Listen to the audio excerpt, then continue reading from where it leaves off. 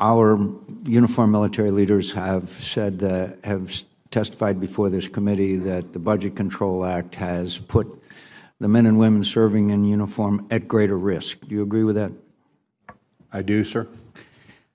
I believe that we are in serious trouble in Afghanistan as the Taliban is able to mount greater and more serious attacks on capitals across that nation. Do you agree with that assessment?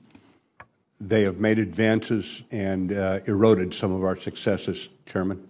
And the ANA is sustaining unsustainable over a period of time losses. I need to review the actual casualty figures and the recruitment, sir, but I believe that's correct. Do you believe that we have a strategy that will allow us to regain control of Raqqa? I believe we do, sir.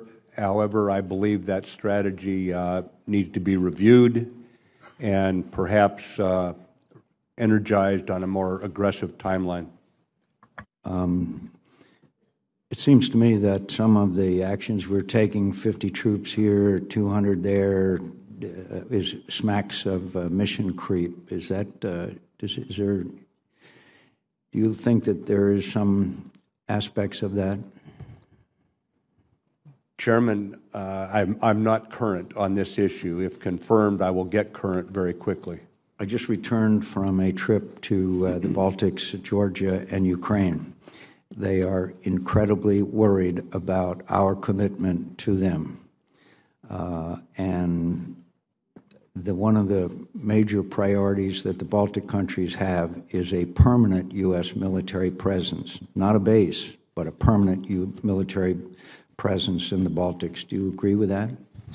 Chairman, once the new national security team is confirmed, I want to sit down with them and come up with a coherent, integrated strategy that uses diplomacy, military. I'm specifically speaking of the Baltics. I do, sir. On that trip that I took with Senator Graham and Senator Klobuchar, we went to Mariupol, close to the front lines, where with the president of Ukraine, where we took part in various ceremonies and meetings with these brave Ukrainians, 10,000 of whom have been slaughtered by Vladimir Putin in his invasion of Crimea and Ukraine. And I know you can appreciate the fact that there was a ceremony where the president of Ukraine gave their highest award to the mother of a young man who had just been killed by a Russian sniper a couple of days before. It's always very moving, and it brings home graphically what the Russians have done in Ukraine and Crimea. Crimea in blatant violation of the Budapest Agreement, for which they recognized Crimea as part of Ukraine in return for Ukraine giving up its nuclear inventory.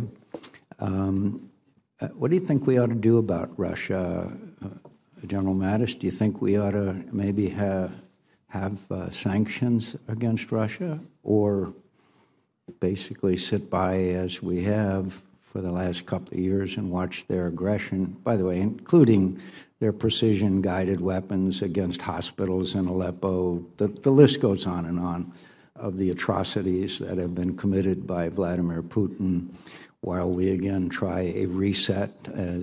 I've watched 3 presidents commit themselves to a new relationship with Vladimir Putin. All 3 have been an abysmal failure. Should we ignore the lessons of history in our relationship with Vladimir Putin, and what should we be doing? Chairman, history is not a straitjacket, but I've never found a better guide for the way ahead than studying the history. Since Yalta, we have a long list of times that we've tried to engage positively with Russia. We have a relatively short list of successes in that regard. And I think right now the most important thing is that we recognize the reality of what we deal with Mr. Putin, and we recognize that he is trying to break the North Atlantic Alliance, and that we take the steps, the integrated steps, diplomatic, economic, military, and the alliance steps, the working with our allies to defend ourselves where we must. You are a distinguished student of history, and as we are all aware that following World War II, a world order was established, which has held for basically the last 70 years.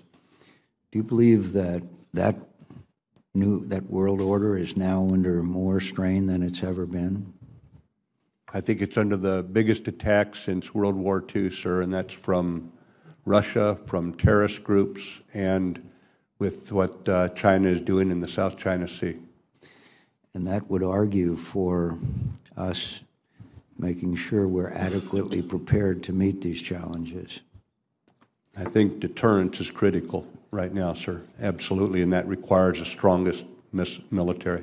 Do you think we have a strong enough military today in order to achieve that goal? No, sir. I thank you.